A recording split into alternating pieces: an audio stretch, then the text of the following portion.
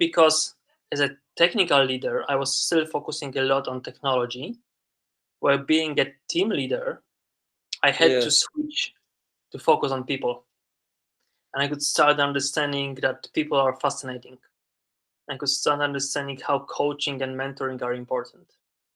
Adding some Scrum Mastery skills around facilitation and knowledge about Scrum and later Kanban and Agile in general. That I think that was the switch that made me switch from focusing on the process to focusing on the people, which was crucial. And I Okay. think that's the crucial part of being an Agile coach. You need to understand that you are there to help and serve people. Process is just tool that you use. Um, Okay. and another thing that was really crucial for me was that at Ryan Health, I had a great pleasure to work with one of Agile coaches, Colin Busterfield, who now lives in Wellington. Hi, Colin, if you're watching this. He was amazing. Um, and he taught me so much, but today even I don't remember so much our conversations about the tools and the things I could be doing, but I more when I reflect on the craft of agile coaching, I remember the conversation and I started recognizing how great Colin was. And when I'm reflecting on the craft of agile coaching, I'm going back to our conversation and I can still remember how some of the conversation were led by Colin, Yeah. and gave me a lot of appreciation for the role and much better understanding. Were you able at that time to reflect on your experience back in Poland when you failed as an agile coach? And what was that reflection now that you're Totally. So saying yes? about I was the failed experience was in 2013, and maybe a couple of years later, I started actually having more self-reflection practices, and I was just trying to think about my experiences. And the more I was working with my agile coach, I was pulled towards this role. I was, oh, maybe I want to be an agile coach, but I failed. But I want to do this, but maybe I can't. So I Mm, started reflecting what happened, and I realized that actually it was not people's fault. Not the fault of my CEO, not the fault of my teams or the clients. It was just my fault. 99% was my fault. I just wasn't ready. I was focusing okay. on tools, and I thought I had all the answers, and I thought I was there to tell people what they should do and how they should do it, instead of actually being a servant for them and trying to understand what their needs are and what goals they're trying to achieve. And instead of telling them how can I facilitate and coach them so that they can find the answers they should find, and Mm, I couldn't trust them. And so throughout the journey of myself being a coachee, I was able to understand the role of a coach much more. interesting. All these things that you're saying, it reminds me to a friend of mine. It has been a long time since I don't talk to him, Mhm. but he was going through that process as an agile coach in one company here in New Zealand and kind of blaming everyone. So yeah, I'll have to catch up with him and see how he's going. And if Yeah. he still thinks that it's everyone else's fault, I might tell him to go and have a chat with you. Cool, great. So it was then in at Orion Health that you got your first role as an agile coach. No, not really. No. Um, After Ryan, I joined a consulting company here in Auckland called Assurity, and this is where I started my another attempt at being a coach. And I think that was at the time when I realized that coding was good and interesting, because even when I was a team leader, I was still doing some coding and code reviews. And I Okay. realized that coding was interesting, and I loved coding, and I still do love coding. But it's never going to be as interesting and as complex, as difficult as working with people and organizations, Yeah. kind of the living systems. around us. There is no documentation how to deal with people, while for technology you can have documentation. It's gonna be hard maybe, but you can spend if you spend enough time, you can figure it out. But with Yeah. people, it's never that easy. So that's what pulled me into Agile coaching. I wanted to work with people and better understand people and help them better understand each other and themselves. Cool. I understand. Hey, Jakub, I think that this might be an interesting answer for my question for a lot of people watching. So you were a team lead at Orion Health and you moved to Assurity Consulting as an Agile coach. Yes. Yeah. How did you make it? How did you usually when people are hiring, they want to hire someone who was doing that job in the previous company. So how did you convince the hiring managers that you are able and capable of doing the Agile coach role? Right. I think I used a strategy in some sense similar when that I was describing to people who wanted to move, who wanted to be promoted. So, for example, if I had a junior developer who wanted to become an intermediate developer or intermediate who wanted to become a senior, I was always advising them that before they are being promoted, they need to become this person. So before you're promoted to senior developer, you need to be senior developer. You need to act like a senior developer. You need to be able to do all or most of the things that a senior developer would do. So it's not that you are being promoted and then you become a senior developer. You first become a senior developer and then you can be promoted.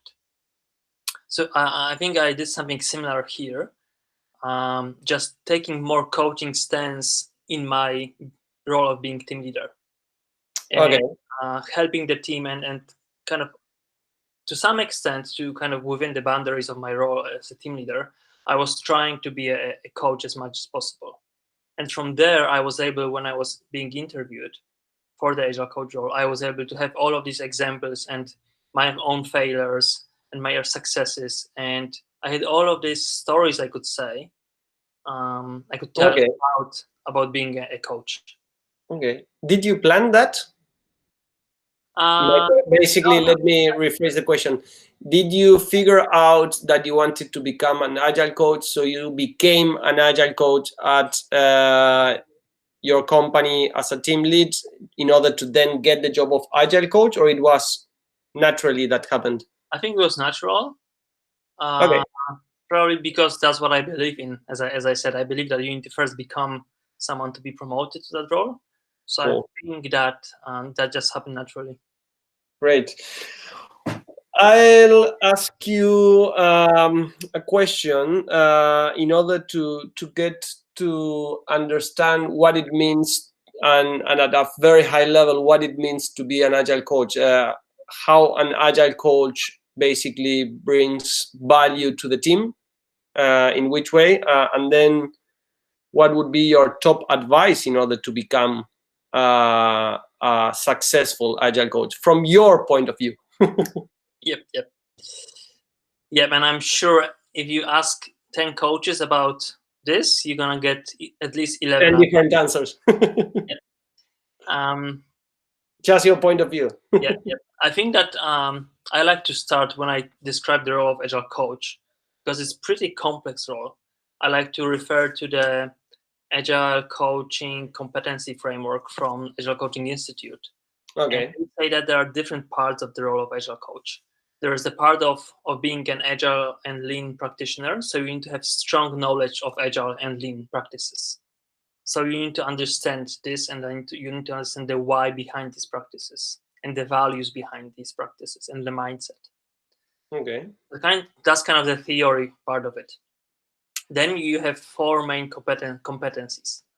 There are two which are content related. So there's mentoring and teaching.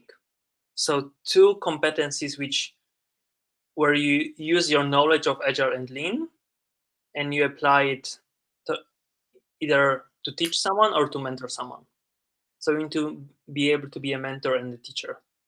You need to be able to explain complex concepts in a simple way. You need to be able to engage your students and the mentees. and you need to be able to give advice. That's where your knowledge of the content is important.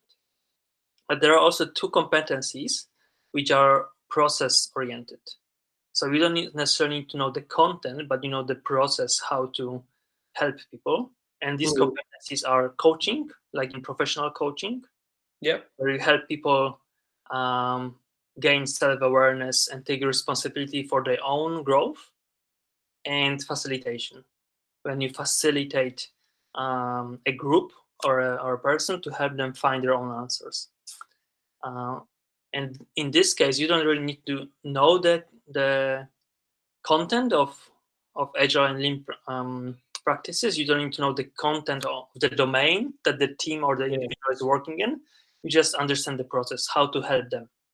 Okay. So you take all of these four competencies: mentoring, teaching, coaching, and facilitation, and you use these four different competencies in different situations when you're doing coaching. And on top of that, there are three main masteries. And it also kind of shows from what direction you can go to Agile coaching role. And depending where you're coming from, you're going to have different level of understanding of the mastery. So for example, I come from a technical background. So my main mastery is technical mastery. There's also business mastery, and there's transformational mastery.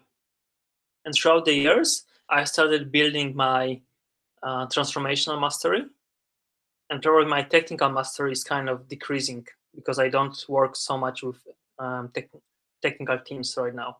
But my transformation mastery is growing. The thing to understand is that it's almost impossible to find a coach who is strong in all three masteries. We all have our stronger and weaker points, and it's important to understand what my strong point is and which other masteries I want to grow.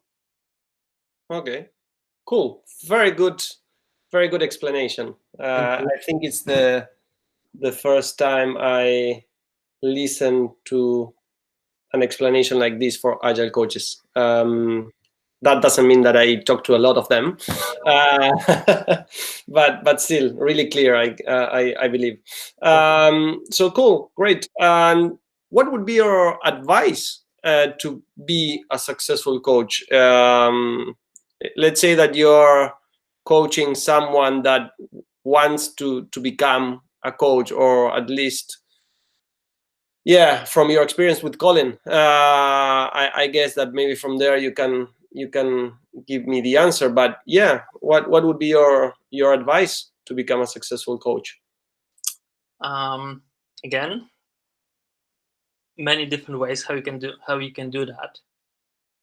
What helped me for sure, and what I would advise other people, is to, on one hand, find a mentor, someone who can guide you on this content part of Agile coaching, someone who can give you advice, someone who can help you plan your career, maybe, someone with great experience of being an Agile coach.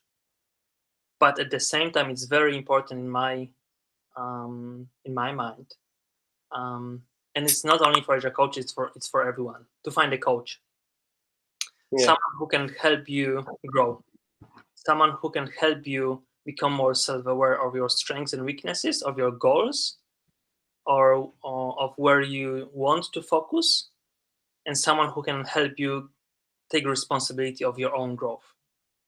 And this person can really accelerate your development and your growth. But another important part of having a coach is that if you have a coach, you can also start understanding how it feels to be a coachee, how it feels to be coached.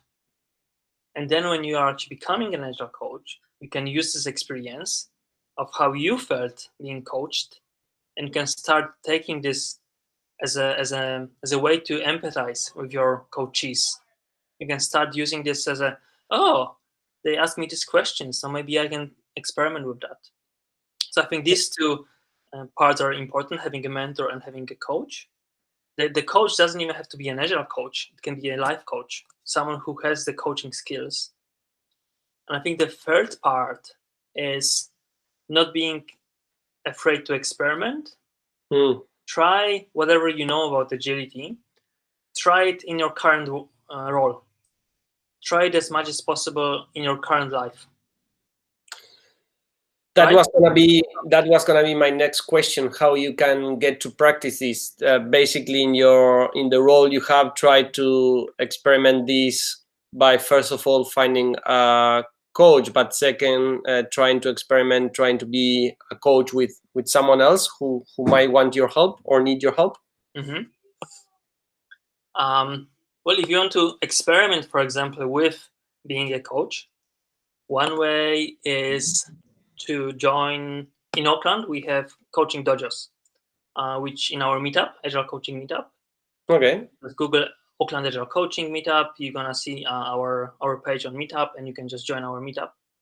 And we have, I think monthly, or sometimes it's every second month.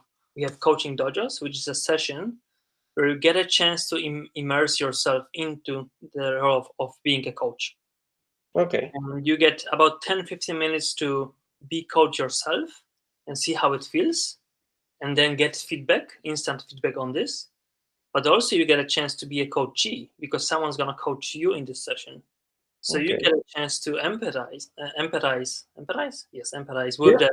with being a coachee and what it feels. And the third role you're gonna play is being an observer. So you will see how someone else coaches someone else. So you will be able to kind of take a step back and see, oh, that's the question they're asking. Oh, that's Mm. how the coachee responded. Oh, this is the body language I'm seeing. Oh, this is where the coachee actually started thinking. Oh, that was the breakthrough that the coach got with the coachee. So you can play all of these three roles in an hour and a half session, and you can experience what it feels to be a coach. Cool. Who can go to that meetup? The meetup is basically for Agile coaches, but we have many people who are either want to move to the role of Agile coach or Scrum Master, or sometimes we just have leaders coming to practice. Okay, so anyone who wants to move to Agile Coach roles, or leaders who want to learn more about that, or if you're an Agile Coach, you can basically Totally. go to the meetup. Yeah. Cool, great. And Jakub, I know that you have a new venture coming. Would like to tell us a little bit about it? About my Agile Coaching Lab. Yep, exactly. Your new venture. Sure. That's my new baby. Lab is a program I'm running right now, where applications has already started, and there Great. are two or 3 weeks to apply. And the program is for Agile coaches and Scrum Masters who wants to level up, who wants to learn how to be a better coach, better Scrum Master.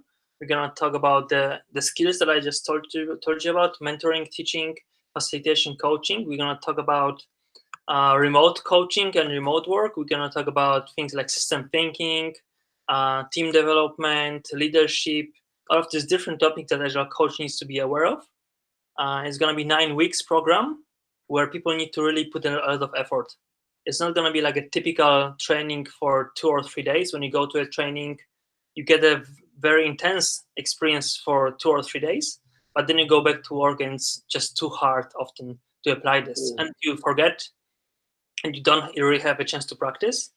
In the Agile Coaching Lab program, you have 9 weeks with a week of a break in the middle, and we have smaller sessions where you explore a topic in a group, and then you go back to work and you try things out.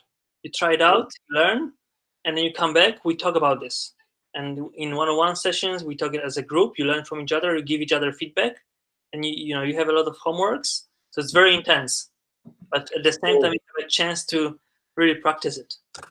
Great. That's amazing. When it's starting?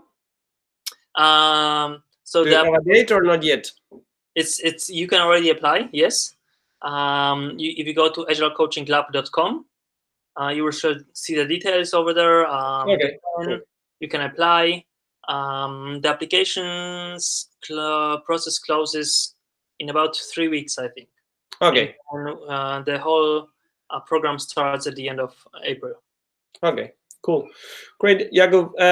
Thank you very much for your time. It was great to have you and sharing your experience. So yeah, have a great weekend. Hope the weather remains beautiful as it has been this week. And yeah, definitely when things get a little bit back to normal, or I don't know what's going to be normal from now on. Exactly. We were talking about that today with a friend. But yeah, at least when the lockdown is finished, we can catch up for a beer or coffee. Cool. It was a pleasure.